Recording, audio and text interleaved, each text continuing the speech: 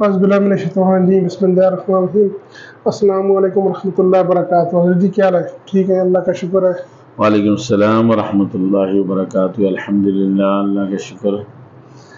جی حضرت جی، آج ہمارا موضوع ہے حضرت علی رضی اللہ تعالی عنہ کے فضائل اور مناقب۔ سبحان اللہ۔ نحمدہ ونصلی ونسلم علی رسولہ الکریم، اما بعد۔ آج ہم حضرت علی کرم اللہ وجہہ کے فضائل اور مناقب بیان کریں گے۔ حضرت علی رضی اللہ تعالی عنہ وہ شخصیت ہیں جو جناب نبی کریم صلی اللہ علیہ وسلم کے قریبی عزیز، یعنی آپ کے چچا زاد بھائی ہیں۔ سبحان اللہ۔ پھر حضرت علی رضی اللہ تعالی عنہ آپ صلی اللہ علیہ وسلم کے داماد ہیں، سبحان اللہ۔ اور حضرت علی رضی اللہ تعالی عنہ جناب نبی کریم صلی اللہ علیہ وسلم کے ساتھ ہمیشہ آپ کے ساتھ ہوتے تھے۔ بچوں میں سب سے پہلے اسلام لانے والے حضرت علی کرم اللہ وجہہ ہیں، اور اسلام لانے کے بعد رسول اللہ صلی اللہ علیہ وسلم کے ساتھ ہمیشہ رہے، یہاں تک کہ حضور نبی کریم صلی اللہ علیہ وسلم جب مکہ سے ہجرت کر کے مدینہ جا رہے تھے تو آپ علیہ السلام نے اپنی جگہ حضرت علی رضی اللہ تعالی عنہ کو سلایا، اور مکہ والوں کی امانتیں جو آپ کے پاس تھیں وہ آپ نے حضرت علی رضی اللہ تعالی عنہ کے حوالے کی، اور صبح کو حضرت علی رضی اللہ تعالی عنہ وہ تمام امانتیں امانت والوں کو ادا کرنے کے بعد خود بھی ہجرت کر کے مدینہ طیبہ تشریف لے آئے۔ حضرت علی رضی اللہ تعالی عنہ کے متعلق جناب نبی کریم صلی اللہ علیہ وسلم نے فرمایا، من کنت مولاہ فعلی مولا، کہ میرا دوست، میرا نائب، میرا چہیتا، میرا ساتھی علی ہے، اور جو اس کو اپنا دوست اور اپنا ساتھی بنائے یہ علی اس کا بھی ساتھی ہے۔ سبحان اللہ۔ تو حضور نبی کریم صلی اللہ علیہ وسلم نے جو حضرت علی رضی اللہ تعالی عنہ کے متعلق یہ فرمایا تھا کہ یہ حضرت علی میرے مولا ہیں، اور حضرت علی رضی اللہ تعالی عنہ تمام لوگوں کے مولا ہیں، اس مولا کا معنی کتابوں کے اندر، حدیث کی کتابوں میں بہت سارے معنی اس کے آئے ہیں۔ دوست کو بھی کہا جاتا ہے، آقا کو بھی کہا جاتا ہے، ہم نشین کو بھی کہا جاتا ہے، ساتھی کو بھی کہا جاتا ہے، محبوب کو بھی کہا جاتا ہے۔ جو یعنی میں رسول اللہ صلی اللہ علیہ وسلم علی کو پسند کرتا ہوں، اور تم لوگوں کو بھی چاہیے کہ تم حضرت علی رضی اللہ تعالی عنہ کو پسند کرو۔ سبحان اللہ۔ اسی طرح حضرت علی رضی اللہ تعالی عنہ وہ عظیم المرتبت شخصیت ہیں کہ آپ نے اپنی چہیتی بیٹی حضرت فاطمہ رضی اللہ تعالی عنہ کو آپ کے نکاح میں دیا۔ حضرت فاطمہ رضی اللہ تعالی عنہ ایک مرتبہ روتی ہوئی رسول اللہ صلی اللہ علیہ وسلم کے پاس آئیں، اور حضرت فاطمہ رضی اللہ تعالی عنہ نے حضرت علی رضی اللہ تعالی عنہ کے متعلق یہ کہا کہ یہ حضرت علی رضی اللہ تعالی عنہ مجھے تنگ کرتے ہیں۔ تو حضرت علی رضی اللہ تعالی عنہ کو آپ علیہ السلام نے بلایا، اور بلا کر یہ ارشاد فرمایا کہ فاطمہ میرے جگر کا ٹکڑا ہے، جس نے اس کو تنگ کیا اس نے مجھے تنگ کیا۔ آپ کے اس بتانے کے بعد حضرت علی رضی اللہ تعالی عنہ نے کبھی بھی حضرت فاطمہ رضی اللہ تعالی عنہ کے ساتھ کوئی ایسی بات نہیں کی اور نہ ہی کسی قسم کا ان کو تنگی اور پریشانی کا سامنا کرنا پڑا۔ حضرت علی رضی اللہ تعالی عنہ اپنے دور کے سب سے ذہین فتین آدمی تھے، اور آپ کی ذہانت اور فطانت کے بہت سارے جو ہے واقعات ہیں۔ ان میں سے ایک واقعہ یہ بھی ہے کہ حضرت علی رضی اللہ تعالی عنہ حضرت عمر رضی اللہ تعالی عنہ کے دور خلافت کے اندر انہوں نے دیکھا کہ ایک آدمی، نوجوان لڑکا اور ایک عورت، دونوں جو ہے وہ جا رہے ہیں اور لڑکا زار و قطار رو رہا ہے۔ تو حضرت علی رضی اللہ تعالی عنہ نے پوچھا کہ کیا بات ہے؟ تو یہ لڑکا کہنے لگا کہ یہ عورت میری ماں ہے، اور عورت کہنے لگی کہ یہ میرا بیٹا نہیں ہے، یہ جھوٹ بولتا ہے۔ تو حضرت عمر رضی اللہ تعالی عنہ نے ان کے متعلق فیصلہ فرما دیا تھا، یا فیصلہ نہیں ہوا تھا، لیکن یہ حضرت عمر کی عدالت میں جانا چاہتے تھے۔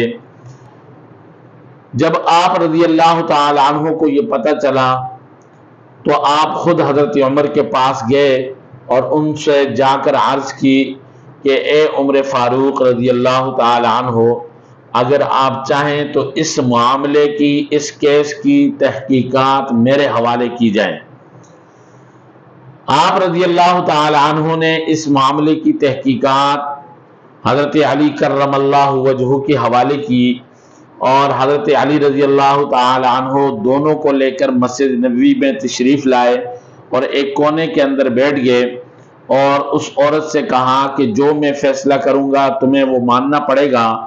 تو اس عورت نے منظور کیا اور ایک کاغذ کے اوپر لکھ لیا اور اس پر دستخط بھی لیے۔ اسی طرح لڑکے سے بھی کہا گیا کہ جو میں فیصلہ کروں گا تمہیں منظور ہوگا، تو اس نے کہا کہ مجھے منظور ہوگا، اس کی بات کو بھی لکھ لیا اور اس لڑکے کے بھی دستخط لے لیے گئے۔ اب لڑکے سے پوچھا کہ تم بتاؤ کہ یہ عورت تمہاری کیا لگتی ہے؟ تو اس نے کہا کہ یہ میری ماں ہے۔ تو اس لڑکے سے پوچھا گیا کہ اس بات پر کوئی گواہ ہے؟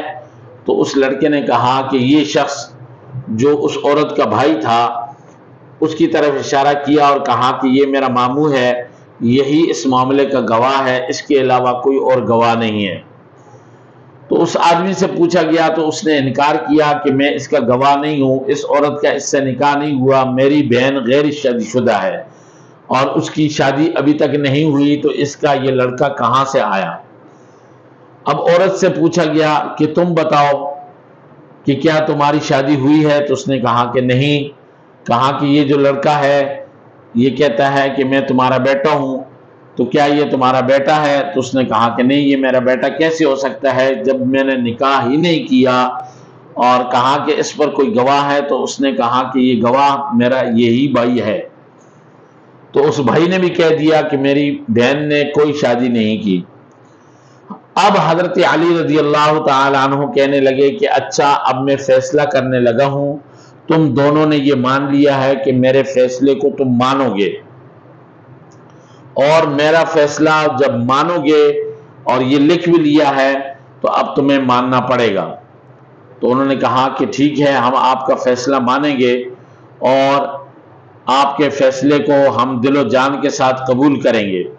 تو حضرت علی رضی اللہ تعالی عنہ نے فرمایا کہ اگر یہ لڑکا تمہارا بیٹا نہیں ہے تو آج اس لڑکے کے نکاح میں آپ کو دیتا ہوں، اور آج سے میں آپ کا نکاح اس لڑکے کے ساتھ کرتا ہوں اتنے درہم کے بدلے میں، اور جس کا گواہ میں علی اور یہ تمہارا بھائی بھی ہے۔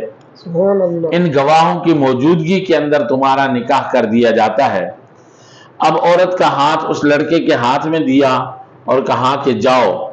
تو اس بات پر وہ لڑکا رو رہا تھا اور چلا رہا تھا اور کہہ رہا تھا کہ اے علی رضی اللہ تعالی عنہ، یہ عورت میری ماں ہے، میں اس کے ساتھ نکاح کیسے کر سکتا ہوں؟ اور یہ عورت جھوٹ بولتی ہے اور آپ نے میرا اس کے ساتھ نکاح کر دیا ہے، یہ نکاح کیسے قائم ہو سکتا ہے کہ ایک محرم دوسرے کا نکاح اس کے ساتھ کر دیا جائے، محرم کا نکاح محرم کے ساتھ کر دیا جائے، ایسا نہیں ہو سکتا۔ اب حضرت علی رضی اللہ تعالی عنہ نے بلایا اور اس عورت سے پوچھا کہ اب بتاؤ تم اس کو اپنا شوہر مانتی ہو کہ آج کے بعد سے یہ تمہارا شوہر ہے؟ تو اس نے کہا کہ اللہ کی قسم یہ میرا بیٹا ہے، اور یہ بیٹا کیسے شوہر ہو سکتا ہے؟ میں اس کے نکاح میں کیسے آ سکتی ہوں؟ یہ میرا بھائی جو مجھ پر بہت زیادہ ظلم و ستم کرنے والا اور دباؤ ڈالنے والا تھا، اس لیے کہ اس لڑکے کا جو باپ ہے اور میرا جو شوہر تھا وہ فوت ہو گیا، اس نے جائیداد میں بہت سارا مال اور دولت چھوڑی ہے، تو اس جائیداد اور مال اور دولت کو ہتھیانے کے لیے میرے بھائی مجھ پر دباؤ ڈال رہے ہیں کہ اگر تم اس لڑکے سے انکار کر لو کہ یہ تمہاری اولاد نہیں ہے تو یہ ساری مال و دولت تمہیں مل جائے گا اور یہ ہمارے حصے میں آ جائے گا، تو ہم اس دولت کو استعمال کریں گے۔ لہٰذا مجھے ان کے دباؤ کی وجہ سے اس لڑکے کو اپنا بیٹا بنانے سے انکار کرنا پڑا۔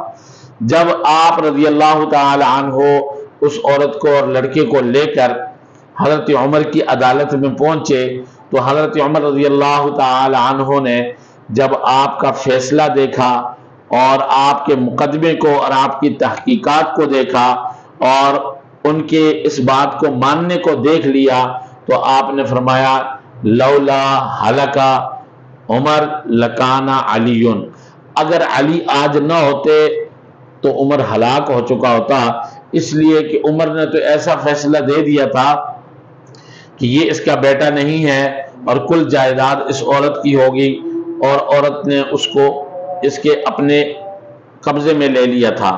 اس لیے اللہ جل شانہ نے حضرت علی رضی اللہ تعالی عنہ کو جو مقام اور مرتبہ اور جو عزت عطا فرمائی ہے، یہ مقام اور مرتبہ کسی اور صحابی کے کھاتے میں نہیں آیا، لیکن حضرت علی رضی اللہ تعالی عنہ کی جو پیار اور محبت دوسرے صحابہ کے ساتھ تھی اور دوسرے صحابہ کی جو علی رضی اللہ تعالی عنہ کے ساتھ تھی، یہ بھی کسی سے ڈھکی چھپی بات نہیں ہے۔ اس لیے حضرت علی رضی اللہ تعالی عنہ خلیفہ چہارم ہیں اور امیر المومنین ہیں، خلافت راشدہ کے اندر ان کا چوتھا نمبر ہے، اور حضرت علی حضور نبی کریم صلی اللہ علیہ وسلم کے چچا زاد اور آپ کے داماد ہیں۔ آپ کے نکاح میں آپ کی چہیتی بیٹی حضرت فاطمہ رضی اللہ تعالی عنہا ہیں۔ اس لیے حضرت علی کے نقش قدم پر چل کر اور ان کے افکار اور ان کی تعلیمات کو مان کر جو آدمی چلتا رہے گا، اللہ اسے دنیا اور آخرت دونوں میں کامیاب کرے گا۔ جو حضرات ہمارے اس چینل کو دیکھ رہے ہیں انہیں چاہیے کہ وہ اس کو سبسکرائب بھی کریں اور لائک بھی کریں اور شیئر بھی کریں کہ یہ دین اور دین کے منافع کی باتیں اور نیکی کی باتیں ہم پھیلا رہے ہیں، اس میں آپ کا بھی حصہ ہوگا۔ وآخر دعوانا ان الحمدللہ رب العالمین۔